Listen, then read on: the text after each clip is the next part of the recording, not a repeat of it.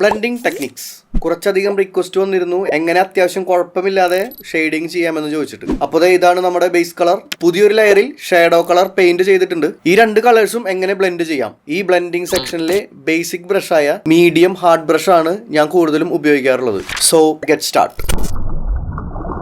ഈ blending brush select ചെയ്തതിനു ശേഷം ബ്രഷിന്റെ ഒപ്പാസിറ്റി കുറച്ചിട്ട് വേണം സോഫ്റ്റൻ ചെയ്തെടുക്കാൻ. 100% ബ്ലെൻഡിംഗ് സ്ട്രെങ്ത് നമുക്ക് വേണമെന്നില്ല. ഒരു 30% ഒക്കെ ധാരാളം മതി. കാരണം 100% ഉള്ളപ്പോൾ ബ്ലെൻഡിംഗ് ചെയ്യുന്ന സമയത്ത് ഒട്ടും കൺട്രോൾ കിട്ടാത്ത പോലെയുള്ള ഒരു ഫീല് നമുക്ക് തോന്നിയേക്കാം. കളറുകൾ തമ്മിൽ സ്മൂത്ത് ചെയ്യുക എന്നാണല്ലോ നമ്മുടെ മെയിൻ ഉദ്ദേശം. അത് ഇതുപോലെ തവിട് പൊടി ഭസ്മായിട്ട് കിട്ടും. സോ ഒപ്പാസിറ്റി 30% ആക്കുന്നു. പതിയെ സോഫ്റ്റൻ ചെയ്യുന്നു. ആദ്യം ബ്രഷ് സൈസ് കുറച്ച് ഷാർപ്പായിട്ടുള്ള ഈ എഡ്ജസുകളെല്ലാം സ്മൂത്ത് ചെയ്തെടുക്കണം. പിന്നീട് ബ്രഷ് സൈസ് കൂട്ടി ലാർജ് ഏരിയയിലേക്ക് ബ്ലെൻഡ് ചെയ്തെടുക്കാം. ഇങ്ങനെ ചെയ്യുന്ന സമയത്ത് ഷെയ്ഡ് ചെയ്യേണ്ട കളർ എത്രത്തോളം ഏരിയയിലേക്ക് സ്പ്രെഡ് ആവണം എന്നതുകൂടി ശ്രദ്ധിക്കേണ്ട കാര്യമാണ്.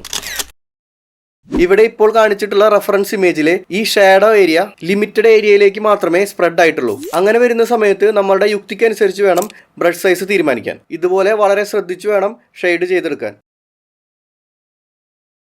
പിന്നെ നമ്മുടെ ലാലേട്ടൻ വളരെ രഹസ്യമായി പറഞ്ഞു തന്നൊരു കാര്യം നിങ്ങൾക്ക് പറഞ്ഞു തരാം. It's nothing but practice. Practice.